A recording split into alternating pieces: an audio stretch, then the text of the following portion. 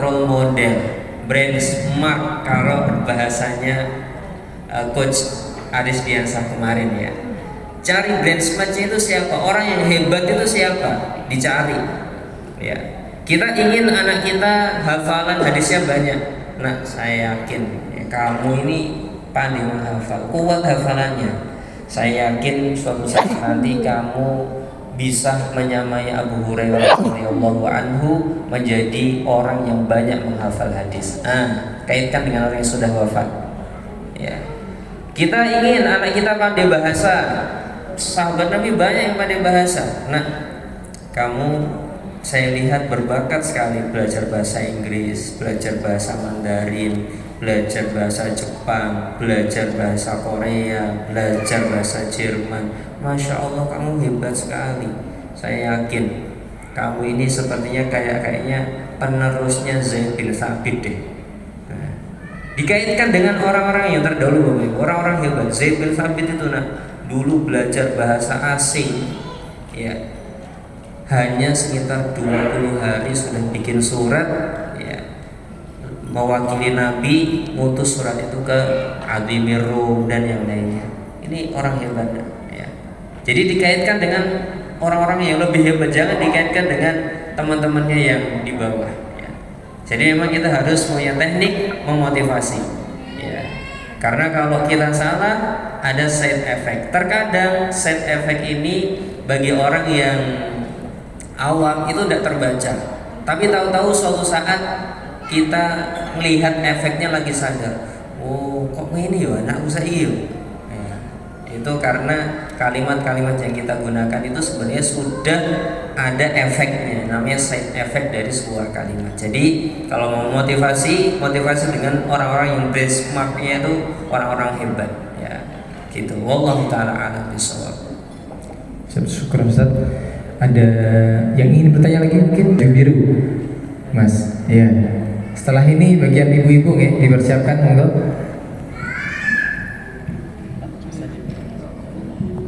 Bismillahirrahmanirrahim. Assalamualaikum warahmatullahi wabarakatuh. Waalaikumsalam warahmatullahi wabarakatuh. Yang terhormat Pak Wasis Manajemen, yang terhormat Ustadz Ragil, Ustadz Ratno, Mas Fahrul. Alhamdulillah, awalnya saya nggak berpikir ya Ustadz Ragil ya, setelah mendengar tausiah Ustadz yang tadi kalau saya tidak salah tulis ya, bahwa ada hadis Rasulullah SAW yang diriwayatkan oleh Abu Hurairah yang artinya, kalau nggak salah mohon koreksi ya, salinglah memberi hadiah maka akan saling menyintai. Hadis Rasulullah Al-Bukhari ya. Nah, dari hadis ini di awal keberangkatan saya nggak kepikiran, sehingga muncullah dua pertanyaan. Pertanyaan pertama, ada saya ngalamin Ustaz, niatnya mau ngasih hadiah. Tadi kebetulan Ustaz Rano juga udah nyinggung dikit nih. Saya tidak konfirmasi, tidak ngecek, hanya lihat si Ustaz ini kayaknya butuh nih hadiah ini. Tapi di situ ditolak. Karena beliau ya kalau pasti santun lah, tersinggung dalam artian ini enggak, dalam artian beliau agak susah jalan, sehingga tongkat itu menurut saya itu akan membantu dia dalam menjadi imam jalan dan sebagainya, tapi dia tidak mau menerima. Akhirnya kan aja jadi kesenjangan, maunya mendekatkan tapi malah jadi jaga jarak. Mohon pencerahannya, apakah kita harus tabayun dulu padahal niat kita baik ya. Jadi agak rancu nih, bingung gitu. Tapi ya saya ikhlas saja. Mungkin pertimbangannya kemarin yang disampaikan adalah saya tidak mau tergantung dengan itu, sehingga seharusnya ya beda motivasi ya. Ternyata karena kita tidak tabayun, akhirnya hadiah kita tidak diterima, yang tongkat kaki 4 atau kaki 3 yang di bawah itu. Terus yang kedua, ya ini agak serius dikit nih. Tadi serius juga, yang kedua lebih serius menurut saya, karena kajian ini buat saya sangat amazing ya, menarik dan sangat manfaat pastinya.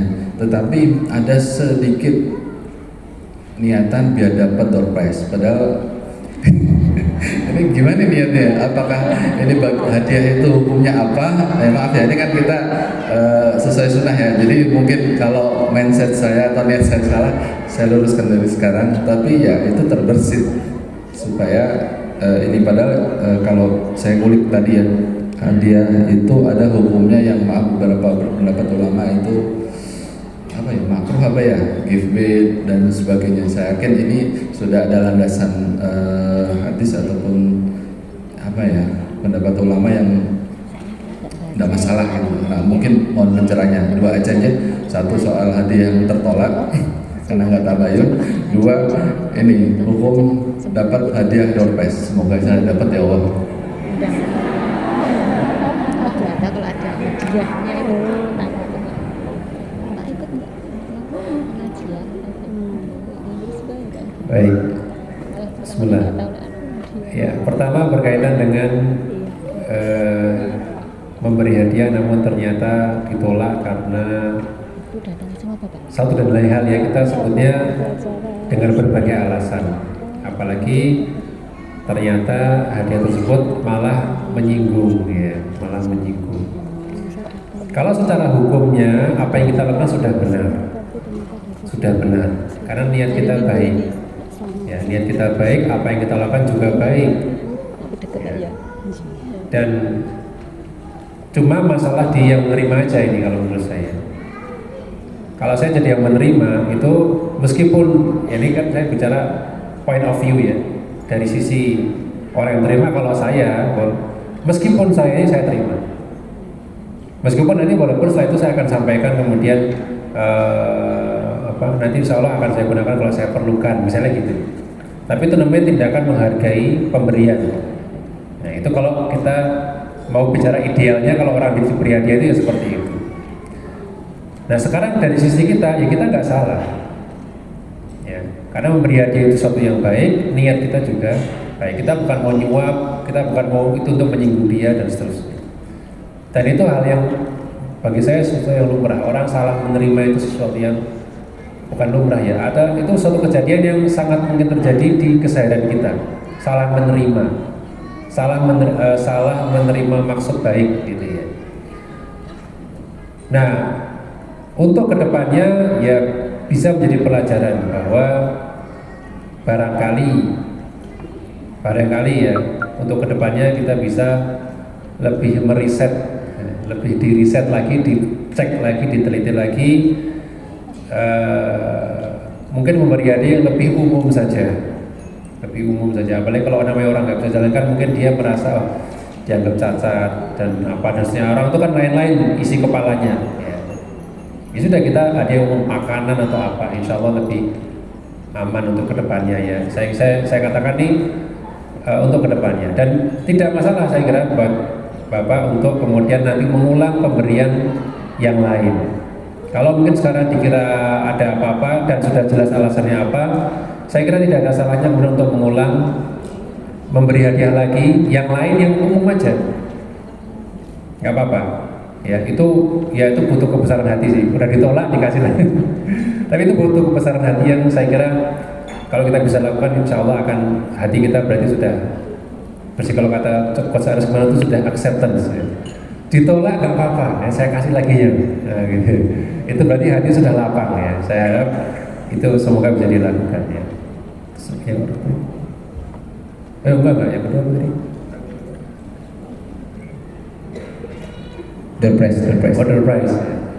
Semoga usah terlalu. Biar bagi-bagi. Masya Allah ya. Baik, terima kasih atas pertanyaan yang disampaikan. Datang untuk ini acara apa, kajian ya? Kajian Jalin Ukhuwah, meraih berkah. Ya bagi saya hadir untuk dapat door prize itu no problem. Ya, bukan sesuatu yang masalah. Yang dipermasalahkan kalau kita juga kehilangan pahala. Nah, itu juga dipermasalahkan. Ya. Datang untuk dapat door prize sudah apa-apa. Memang kita diiming-iming untuk dapat door prize, ya. Itu tidak apa-apa. Tapi jangan sampai kita kehilangan pahala. Wah, ini ada kajiannya, kok aku datang bukan untuk thalabatul ilmi, bukan untuk mendapatkan ilmu. Bahkan thalabul ilmi fardhun 'ala kulli muslimin, menuntut ilmu adalah kewajiban untuk seorang muslim. Wah, aku datang ke sini tuh dapat pahala, dihargai oleh Allah Subhanahu wa taala. Wes, iki niat pertamaku lah. Niat kedua aku biar dapat door prize. Yang ketiga, biar dapat silaturahmi. Aku mau kenalan sama seseorang, siapa tahu bisa jadi partner bisnisku misalnya. Atau saya mau kenalan, siapa tahu ada calon jodohku misalnya. Tidak apa-apa, itu suatu hal yang tidak dipermasalahkan oleh para ulama yang disebut dengan niat sekunder. Ya. Diperbolehkan, tidak menjadi sebuah masalah. Ya. Allah Ta'ala a'lam bishawab. Baik, syukur Ustaz. Mungkin satu pertanyaan lagi. Saya tambahkan. Oh ada, mohon maaf. Sebentar Ibu. Saya tambahkan supaya kuat nih. Tadi sepertinya belum menyampaikan dalil Ustaz. Ada sebuah ayat dalam Al-Quran yang secara terang-terangan membolehkan kita untuk mencari keuntungan sambil beribadah, yaitu ibadah haji. Allah Ta'ala mengatakan liyashhadu manafi'a lahum, dan supaya orang-orang yang berhaji itu juga bisa menyaksikan manfaat bagi diri mereka. Apa itu manfaatnya? Kata para ulama, at-tijarah, sambil haji sambil dagang boleh. Ya, bahkan waktu dulu ya ada yang sopirnya syarikah, sopirnya ini juga banyak ya Ustaz ya. Sopir-sopir pada pakai baju ihram.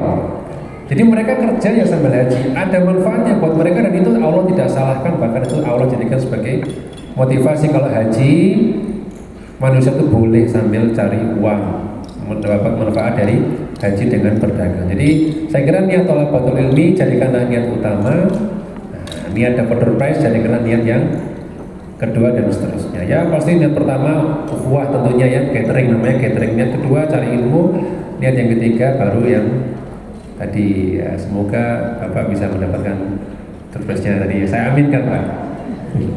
Barakallahu fiik. Jazakallah khairan Ustaz. Baik, satu lagi Mas. Ibunya yang di sini dari tadi sudah ini. Mohon maaf sebelumnya. Yang ini Mas. Nah, itu. Baris ketiga, keempat mohon maaf. Oh iya ketiga. Nah itu Mas. Ini. Ya, kan Mas. Iya. Atau Ibu. Baik, terima kasih. Assalamualaikum warahmatullahi wabarakatuh. Terkait materi merajut ukhuwah menuai berkah, saya ingin mengajukan pertanyaan.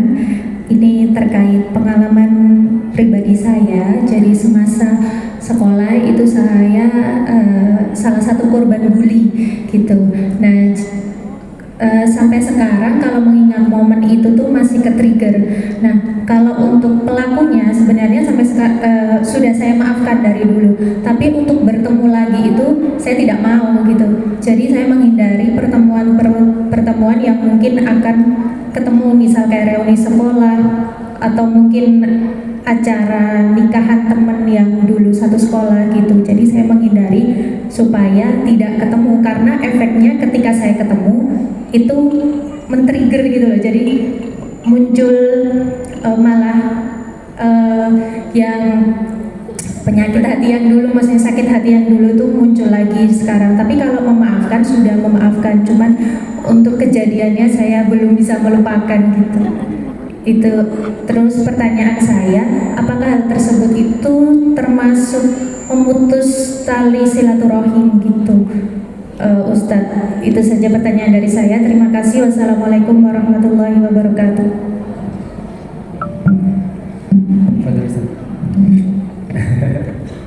Nanti saudara juga harus nambahin nih.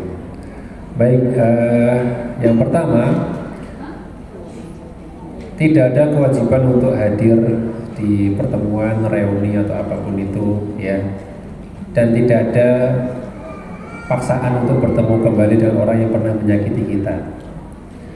Nabi SAW ketika tahu bahwa saya yang membunuh pamannya Hamzah adalah Wasyi, maka Nabi memaafkan Wasyi.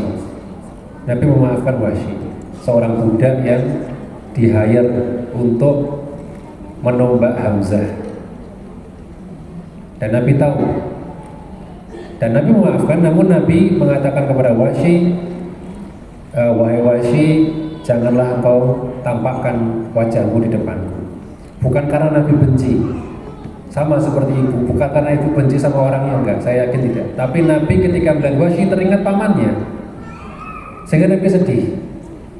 Ya, sehingga Nabi sedih. Sebenarnya bukan masalah Nabi kemudian gak memaafkan, Nabi memaafkan, tapi Nabi tidak mau kayak ibu, tertrigger lah gitu. Sehingga boleh Bu, tidak masalah, tidak termasuk di antara hal-hal yang dianggap memutus ukhuwah ya. Saya luruskan juga, bukan silaturahim ya.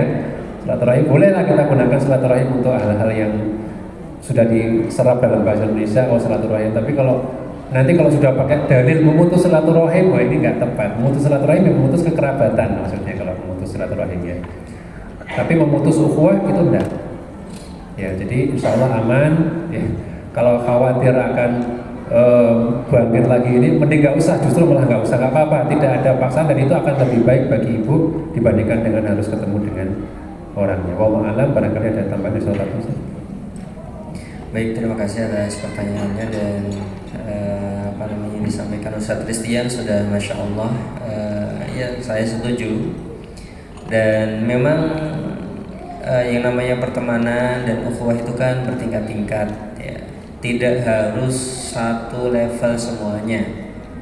Bahkan kalau kita pelajari pertemanan itu ada yang disebut dengan tingkat tertinggi, namanya khalil atau teman plek dekat ya. Kalau bahasa sekarang namanya apa itu? Bestie. Nah, bestie ini kalau bestie ini ya. Itu tingkat pertemanan paling tinggi itu ya. Dan itu biasanya hanya satu. Makanya Nabi SAW mengatakan laula atau innallaha qad ittakhadani khalilan kama ittakhadha Ibrahim khalilan. Aku telah diambil oleh Allah Subhanahu wa taala sebagai khalil sebagaimana Nabi Ibrahim dijadikan khalil oleh Allah Subhanahu wa taala. Walaula annallaha qad ittakhadani khalilan lattakhadha Abu Bakrin khalilan. Seandainya aku belum dijadikan khalil oleh Allah Subhanahu wa taala, akan aku jadikan Abu Bakar itu adalah khalilku. Ya, teman dekat yang paling dekat denganku. Tapi dia adalah saudaraku dalam agama. Itu beda-beda. Ada Abu Bakar, ada sahabat ring pertama, ada sahabat ring kedua, ada sahabat ring yang banyak berlapis-lapis ya. Semuanya berbeda-beda dan tidak harus diperlakukan dengan sesuatu yang sama. Dan Nabi SAW juga kalau kita lihat sikapnya berbeda-beda antara sahabat satu dan sahabat yang lainnya. Jadi apakah kita harus baik sama semua orang? Ya, seharusnya iya. Tapi apakah kalau tidak bisa bermasalah? Ya belum tentu.